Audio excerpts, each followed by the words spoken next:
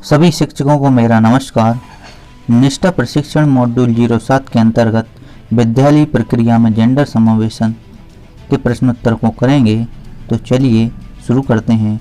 समाज विज्ञान में निम्नलिखित में से किस विषय को जेंडर आयामों में सम्मिलित करना उपयुक्त नहीं होगा? सौर तंत्र। इसमें आपको प्रश्न एक दिया रहता है और ऑप्शन इसके साथ 4 दिए होते हैं, जिसमें से आपको एक सही आंसर चुनना होता है। तो इसमें आपका आ जाएगा आंसर सौर तंत्र। समाज विज्ञान में निम्नलिखित में से किस विषय को जेंडर आयामों में सम्मिलित करना उपयुक्त नहीं होगा? तो इसका आंसर आएगा सौर तंत्र। अब चलिए अगले क्वेश्चन पर चलते हैं।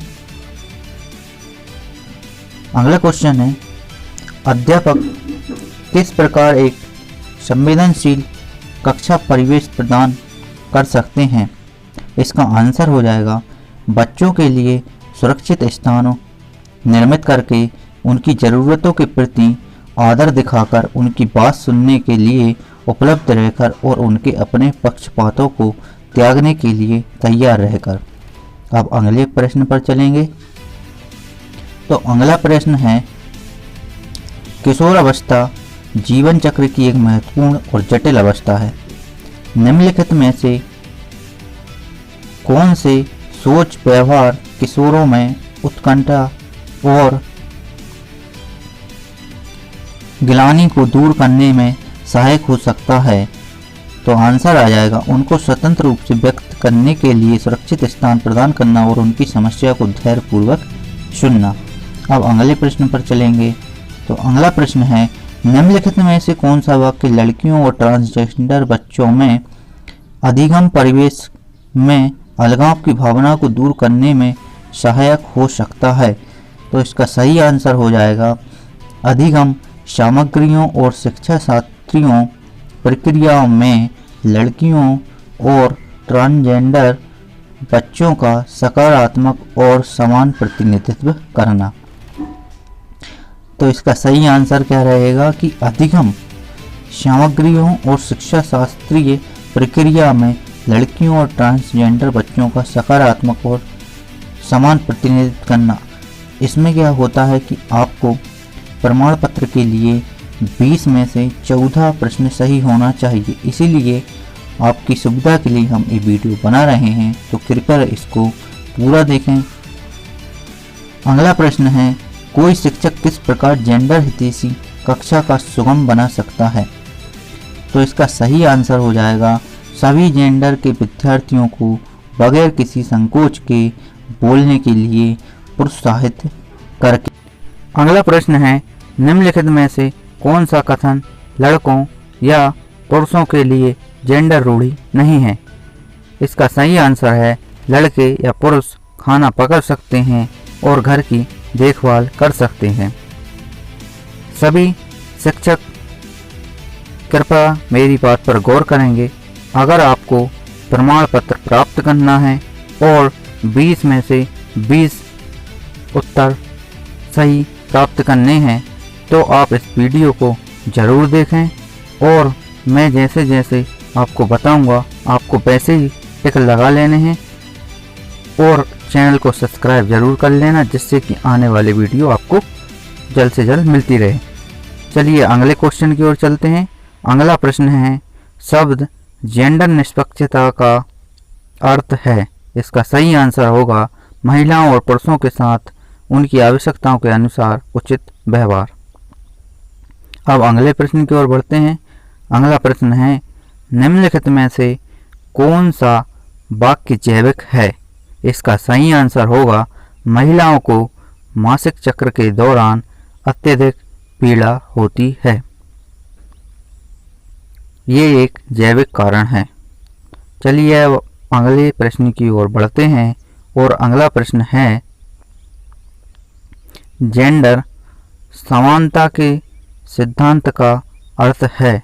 इसका सही आंसर है सभी जेंडर पुरुषों, महिलाओं और ट्रांसजेंडर व्यक्तियों के साथ एक जैसा व्यवहार। अब अगले प्रश्न की ओर चलते हैं। अगला प्रश्न है, जेंडर संवेदी पाठचर्या मांग करती है? इसका सही आंसर है कक्षा में जेंडर, लिंग और जेंडर पहचान पर चर्चा। अगले प्रश्न की ओर चलते हैं। तो अगला प्रश्न है, निम्नलिखित में से कौन सा जेंडर रूढ़ि का उदाहरण नहीं है? इसका सही आंसर है सभी जेंडर के बच्चे कुछ भी करने में सक्षम होते हैं। अगले प्रश्न की ओर चलते हैं। अगला प्रश्न है, जेंडर निष्पक्ष समुदाय विकसित करने के लिए अधिक ध्यान दिया जाना चाहिए। इसका सही आंसर है लड़कों, लड़कियों, ट्रांसजेंडर बच्चों और माता पिता समेत पूरे समुदाय पर। अगले प्रश्न की ओर चलते हैं। अगला प्रश्न है, जेंडर महिलाओं का नहीं बल्कि आम जन का मुद्दा है, क्यों? इसका सही आंसर है इसका सरोकार सिर्फ महिलाओं के मुद्दों से कहीं अधिक है। अब अगले प्रश्न की ओर चलते हैं। तो अगला प्रश्न, निम्नलिखित में से किस गतिविधि को पुरुष प्रधान गतिविधि नहीं माना जाता? इसका सही आंसर है विद्यालयों में पढ़ना। अब अगले प्रश्न की ओर चलते हैं। तो अगला प्रश्न है, निम्नलिखित में से कौन सा जेंडर भेदभाव का प्रकार नहीं है? इसका सही आंसर है पुरुषों और महिलाओं के लिए समान वेतन का प्रावधान। अब अगले प्रश्न की ओर चलते हैं। अगला प्रश्न है, निम्नलिखित में से कौन सा वाक्य जैविक है? इसका सही आंसर होगा महिलाओं को मासिक चक्र के दौरान अत्यधिक पीड़ा होती है। अब अगले प्रश्न की ओर चलेंगे और अगला प्रश्न है, निम्नलिखित में से कौन सी कक्षा में अध्यापक की भूमिका का भाग नहीं है? इसका सही आंसर होगा विद्यार्थी के गृह कार्य को करना। अब अगले प्रश्न की ओर चलते हैं। अगला प्रश्न है, विद्यालय में प्रश्न या अप्रत्यक्ष पाठ्यक्रम कैसे संचालित होता है?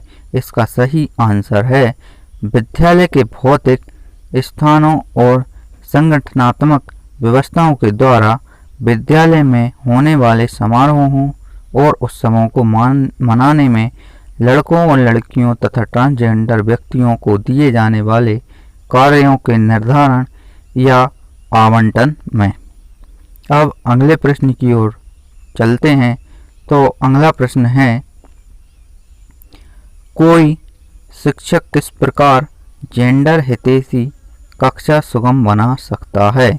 इसका सही आंसर है सभी जेंडर के विद्यार्थियों को बगैर किसी संकोच के बोलने के लिए प्रोत्साहित करके।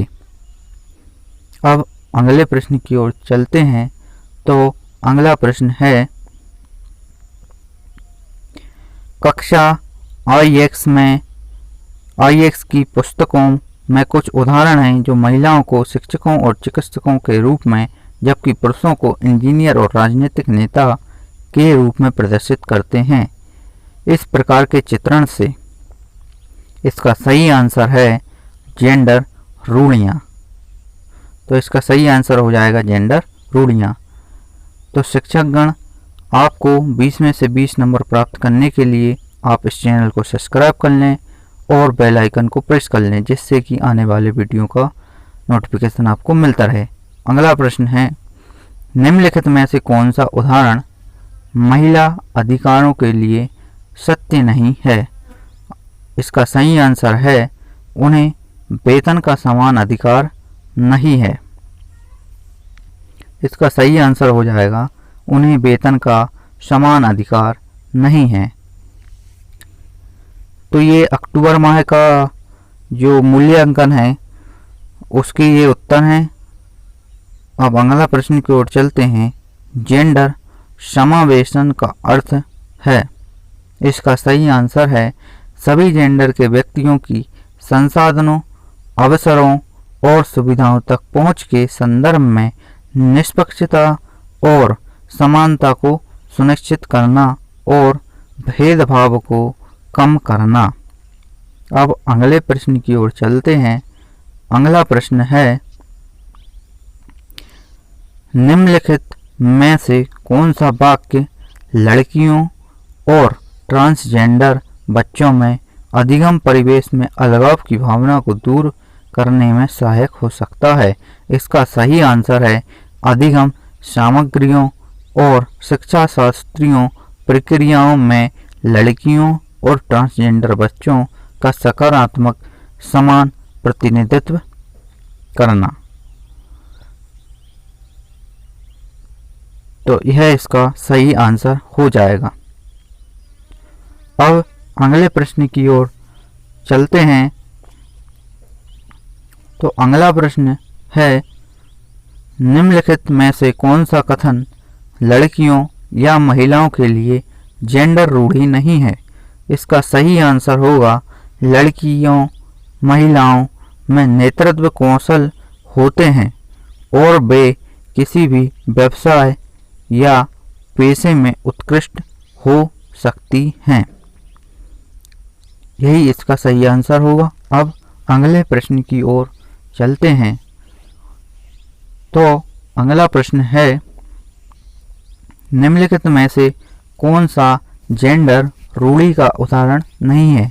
तो इसका सही आंसर है, सभी जेंडर के बच्चे कुछ भी करने में सक्षम होते हैं।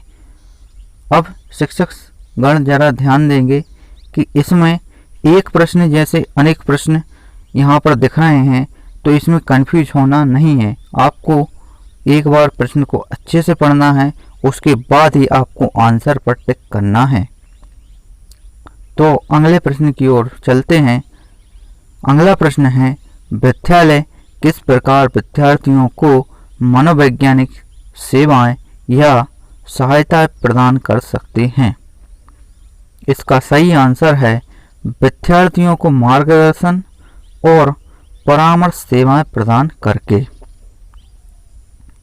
तो इसका सही आंसर हो जाएगा, विद्यार्थियों को मार्गदर्शन और परामर्श सेवाएं प्रदान करके। आपको मूल्यांकन के लिए केवल 3 बार ही आपको अवसर प्राप्त होंगे, 3 से अधिक अवसर प्राप्त नहीं होंगे। अब यहाँ से हम 20 क्वेश्चन पूरे कर चुके हैं और टोटल क्वेश्चन 20 और क्वेश्चन आंसर हमने 20 के दिए हैं।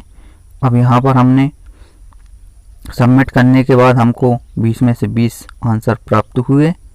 तो शिक्षक साथी, आप भी इस प्रकार से आंसर दे सकते हैं। धन्यवाद।